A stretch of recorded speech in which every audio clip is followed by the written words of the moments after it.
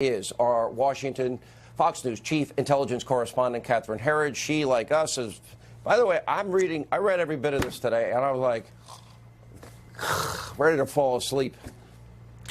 Well, there was a lot to go through, and just to recap, Sean, for folks at home, we had two filings late today out of New York State, one from the U.S. Attorney for the Southern District of New York and the other for the special counsel recommending significant jail time, about 4 years and a $500,000 fine for Michael Cohen.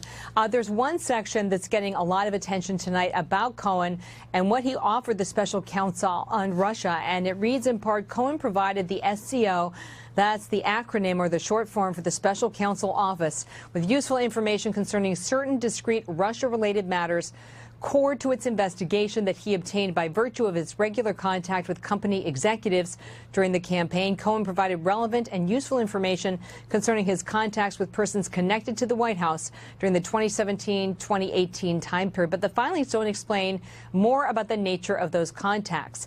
It's also important to note that the U.S. Attorney filing is very dramatic in the way that it's written. And it reads in part, while many Americans who desired a particular outcome to the election knocked on doors, toiled at phone banks, or found any number of other legal ways to make their voices heard, Cohen sought to influence the election from the shadows. He did so by orchestrating secret and illegal payments to silence two women who otherwise would have made public their alleged extramarital affairs with individual one, who is then candidate Trump. Here in Washington, we also had a filing late today on the president's former campaign chairman. One of the documents was filed under seal, which means it is not public. The other was released publicly, but as you can see here, it's heavily redacted. And it makes the case that the lying Manafort is guilty of in the plea deal actually relates to his contacts with the White House, with the administration. It doesn't go to the issue of Russian coordination or collusion, Sean. What about there's one report, I've not been able to confirm it, anything involving any people connected to, say, John Podesta? Right. My colleague John Roberts was able to get some information this evening that the section that is sealed in the Manafort filing here in Washington has to do with Tony Podesta. Tony Podesta was doing lobbying work with Paul Manafort with the Ukraine. I also understand from the reporting earlier this week of the Associated Press that the special counsel has been looking at Greg Craig, a former White House counsel under the Obama administration. Correct me if I'm wrong on that designation. But the bottom line is it does appear the special counsel is looking at Democrats and what's called a violation of FARA, which is the Foreign Agents Registration Act. A lot of people have been asking whether the special counsel was going to apply the laws equally in this case. We at least see perhaps some indications that they're looking at Democrats. And if I could just finally on James Comey, because this was a big story today, but kind of got buried in the avalanche of filings late in the day. And Comey, as you know, was on Capitol Hill for this closed-door transcribed interview under oath for 6 hours. This is an extraordinary situation where an FBI director is brought back to the Hill, put under oath for a transcribed interview because the lawmakers, in effect, they're on the Republican side, really don't trust him. I mean, I don't know if there's an easier way to say it, but they didn't trust him enough. They wanted that transcribed interview. After the session, he got a number of questions which, frankly, seemed to me like softball questions and didn't really go to the issue of the Clinton emails and the disparate handling of that case opposed to other federal prosecutions, and then also the Russia case.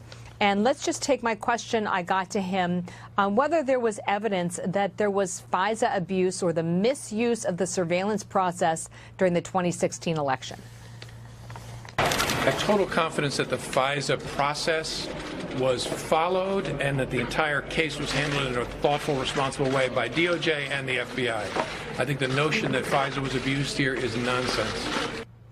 The question was about whether he had total confidence in the dossier and its use to secure that surveillance warrant. And as you know, Sean, by the time he briefed the incoming president in January of 2017, that dossier was still unverified at that time, so that's 3 months after the initial application.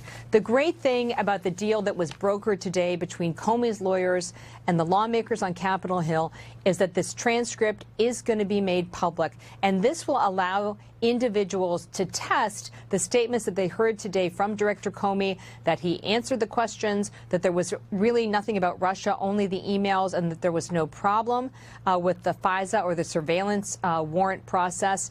And it will also allow us to test the statements of Republicans that a government lawyer really ran a lot of interference and shut down critical lines of questioning, Sean. You know, so much here, though. I mean, if you look, Catherine, remember Christopher Steele in that interrogatory, he wouldn't stand by his own dossier. So if it was as the Nunes and as the Grassley-Graham memos say, the bulk of information in the FISA applications came from that dossier and its own author doesn't stand by it, then one has to question if this email chain does exist, as John Solomon reported this week, that said directly that James Comey's name was on it. Did they verify it, and when? And what did they verify? What part of it was wrong? And if it was the bulk of information, was a fraud committed on the court? Also, one other question. Why didn't they tell the court, the FISA judges, that, in fact, Hillary had bought and paid for that FISA warrant when it was just a mere footnote in the FISA application? So we're going to get a lot of good stuff, I think, in that transcript. We'll see what questions were avoided and whether there were legitimate reasons. Right? That was the plan, but I think there could be a little bit of foot dragging. There was a Justice Department lawyer in there, a government lawyer, and there may be issues about redactions, and both sides will want to be clear that the transcript is accurate, right, before it goes out. Well, but there's going to be a lot of good stuff. You can test what everybody said today and see if that really was an accurate portrayal of what went down inside that closed-door session. All right. Thanks for taking us inside. Catherine Herridge in Washington tonight. Thank you. Joining us now with reaction, former Clinton pollster advisor Mark Penn, California Congressman Darrell, Issa, Fox News contributor Tammy Bruce. Good to see you all. Congressman Issa, you were in there. Hopefully we'll get the transcript tomorrow. I just went over the problems with these FISA applications. Is it true the bulk of information came from the dossier that Christopher Steele doesn't even stand by? That's exactly right, that it not only came from the dossier, but as you know, Christopher Steele hasn't been in Russia in 20 years. So even the people, the unknown people responsible for it, could easily have, in fact, been agents of the Russian government, which would mean that Hillary Clinton is the one guilty of the so-called collusion. Well, that's a great irony there. You have been very critical, Mark Penn, of this process from the get-go here, as you should be.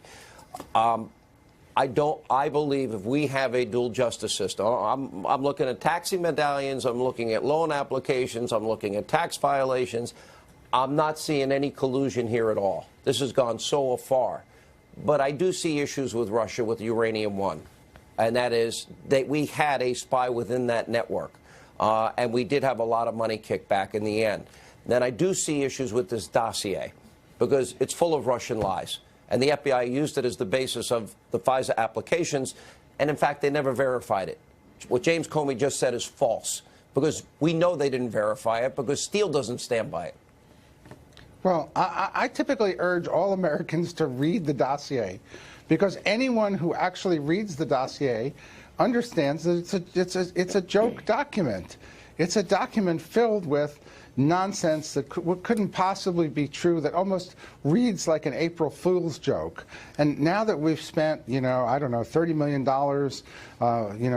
investigated almost everyone in a campaign in the administration, there's still no evidence of anything that one would call collusion, and certainly not related to the individual case. If anything, we're drifting more and more back to Monica Lewinsky days by talking about payments to Stormy Daniels and trying to take payments that are clearly not, campaign related under the definitions that have been ruled by the FEC, and try to turn those into crimes that you associate the president with. It's that whole creep of the special counsel to get the president all over again.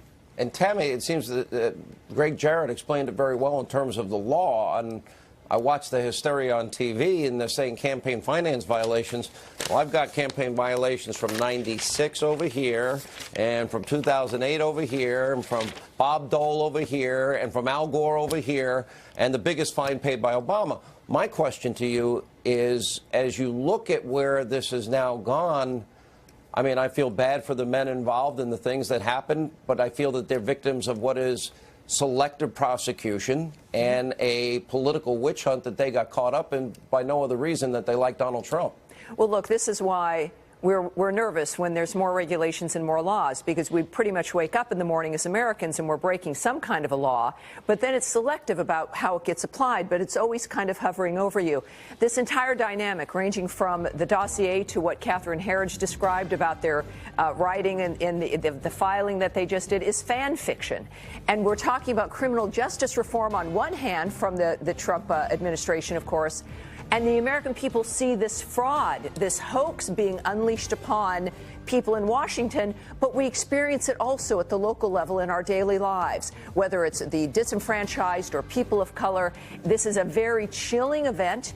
Americans recognize it. They do not like it, and it's up to the president to make sure this dynamic remains clear to the American people about what's happening to them. He can still release the applications, the Gang of Eight information, the 302s, and the email chain. Do you believe, last question, Darrell, Issa, we just had comments from James Comey. Do you believe what he said about the FISA warrants was accurate, or did he lie? Well, he's certainly inaccurate. The idea that these things were anything other than falsely granted based on deceiving a federal judge is more laughable than what Mark said about the dossier itself. Ultimately, this dossier is what got them into a business of looking for a crime that didn't happen. Unbelievable. All right. Thank you all. Yeah.